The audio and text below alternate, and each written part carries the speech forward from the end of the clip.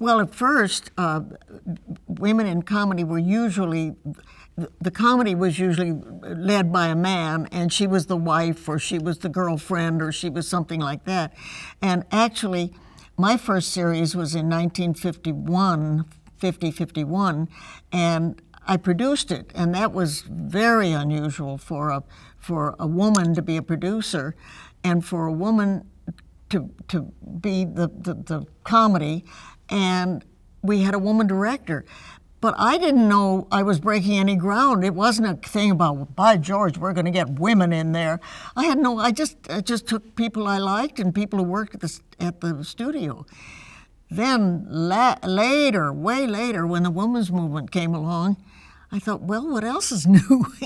But I never, ever felt any discrimination from the guys on the set or the men, nor Betty Turbeville was our director. I don't think she did either.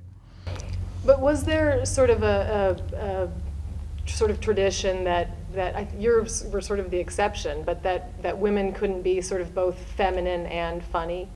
Oh, I think that a big misconception was that you can't be funny and beautiful and smart. You got to pick one, but you can't have the whole package. And Lucy kind of broke that mold too. She was beautiful, she was smart, and she was funny. And then Carol came along, and she was beautiful, and she was smart, and she was funny. But I used to love Carol's singing. It was her singing that knocked me out. She did my favorite song is Here's That Rainy Day, and she could put me away with that. Anytime she did it, and she always ended it, the end of the song is funny, but here's that rainy day. And she would just end it with funny, and then let it hang there. Well, I can get goosebumps just talking about it. Can you talk more about her face? I mean, I just feel like it seemed like it was made of rubber sometimes. Carol Burnett had probably the most expressive face in the world, but she was never worried about what she looked like. Carol Burnett's face was, well, sometimes you suspected it was made of rubber because she could do anything with it, but she never cared about how she looked. It wasn't always, well, I don't want to do that because I might not look wonderful. She would do the terrible things with that face. And what I found such a delight, as long as we're talking about favorite things, when she and Julie Andrews got together, they just sparked each other to the point that here's this beautiful Julie Andrews, this lovely, lovely lady, and you saw the humorous side of Julie, and the two of them, they just struck fire together. I could watch them forever. Was comedy itself changing at that time too, from sort of, it had been more vaudeville and it was becoming something else? I think that was a big transition period at that time for comedy. Prior to that, women, again, had been the wives or the girlfriends or that. And even prior to that, they would do a stand-up routine with like Burns and Allen or various combos like that. So there was a show called My Favorite Husband, and it did a half-hour storyline, and that's when the situation comedy started. And mine was Life with Elizabeth, and we had done sketches on a variety show, an hour. I was on 5.5 hours a day during the week, 6 days a week, and that wasn't enough, so we did an hour variety show at night. And we did these married sketches, and the station manager called me in one day and said, do you think you could make that into a half-hour situation comedy? And in my wisdom, I said, oh no, that would never work, because if you're with friends in the evening, you tell an anecdote, it lasts about 5 minutes, but if you milk it to a half hour, it'll never work, it'll bend in the middle. That's how much I knew.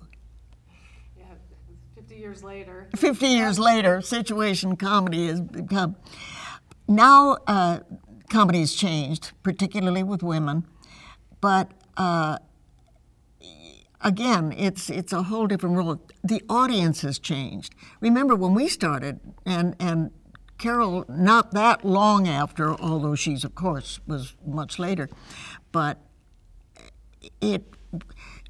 you did your stuff, and it was a surprise to the audience. Now, today, the audience has heard every story, they've heard every joke, they know all the plots, they know when you open your mouth, they know where it's going. That makes it tougher. Yeah, they're sort of more jaded. That's right, and the comedy for the stand-up comics gets a little raunchier and raunchier these days, and you lose some of that. To me, comedy has always been what you don't say. Physical comedy is marvelous. You make faces and you fall down and you do those things. And the spoken comedy, you lead right up and then you take another direction and the audience thinks you're going that way and they finish it for you and it's funny. Now they just lay it all out and I think it loses a little bit. I'm not critical of today's comedy. You can plainly see that. How would we've talked about Carol and Lucy. They were both sort of the queens of TV at different times. And how were they different, though? What was unique about Carol that was different than Lucy? Lucy was, first of all, she was so pretty. Not that Carol wasn't pretty, but Lucy started out as a glamour girl, and the comedy came from that, and with Desi and all that. Again, situation comedy. Carol, she went back to the wonderful sketches where you could do a very funny situation that didn't have to have a plot line or go anywhere. It was just, here it was, and let's get this out of our systems and be as funny as we can, and then we'll do something else. Talk about the variety show format a little bit, if you would, and just when it was sort of at its heyday and how popular it was and why it worked so well for television. I miss the old variety shows because you had the music, you had the dancing, you had the sketches, and you had, let's say, a personality like Carol whom you adored, and you saw her wander through all those things and still be a gracious hostess with her guest stars. And I wish somebody would get us, maybe try just one. Let's have a little look at that. With dancing has become so popular, but in another direction. It's not the dance numbers or the choreographed numbers as it used to be. You hosted you had several shows, and I'm just wondering what is the key to being a successful host of a variety show like that, and what did Carol have that made her successful? I think the secret to being the hostess of a show, or the host, I think you have to keep in mind, and it was obvious that Carol did, I think you have to keep in mind that you're never playing to a big audience. She'd come out and she'd play to that theater audience when she first came out, but from then on, you're only playing to 2 or 3 people. If there are more than 2 or 3 people in a room, they're not listening to you, they're talking to each other. But 2 or 3 people or one person, so you have to kind of think of the audience as an individual more than as a group. And that's where the warmth comes in, and that's where I think Carol excelled, because she was your buddy. She was in your room with you. You invited her in and she came. How did we feel that, do you think? How did we get that sense that, because I do think you're right, audiences felt like she was, they knew her and she was a friend. Well, what other medium brings somebody right into your living room or into your den or into your bedroom when you're going to go to sleep?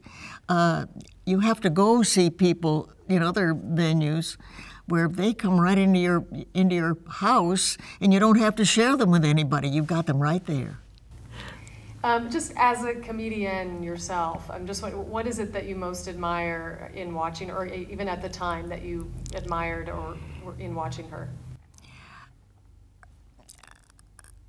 I think the thing I was most impressed by with Carol was she had an awful lot of people to deal with staff and other cast members and a show that was on every week, was the fact that she could kind of make her time valuable. She wouldn't waste a lot of time. Some of us get horsing around or kidding around with other people, and you waste valuable time that way. And it's a hard thing to cure yourself of, and sometimes you never cure yourself of it. But Carol, with all her humor and all her fun, was very businesslike. Was there anything groundbreaking about her? I mean, looking back, was there anything she was doing that was absolutely just new? I don't know how groundbreaking any specific thing that she did would be, but just the fact that a woman, it goes to the top of her particular venue and holds on that long. What was the show on? Like 11 years, wasn't it? And that's a long time for anything to last. Usually, if it goes 7 years, you're in great shape. But for her to still maintain that, and then go on to a further career, but to maintain that top position for that long, that was groundbreaking.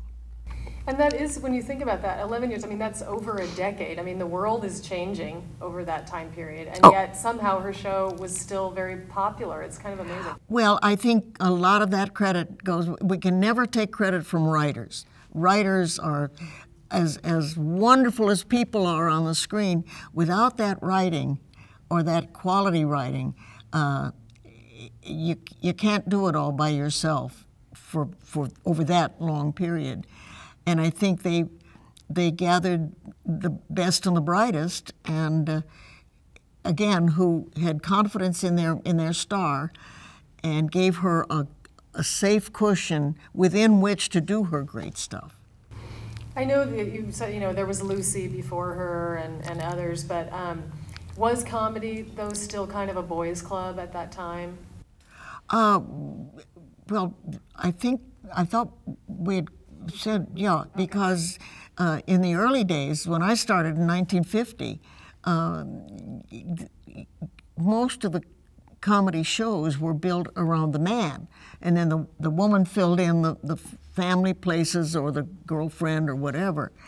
But it didn't take long. You know, once you open the door to girls, they take over. You know how that goes.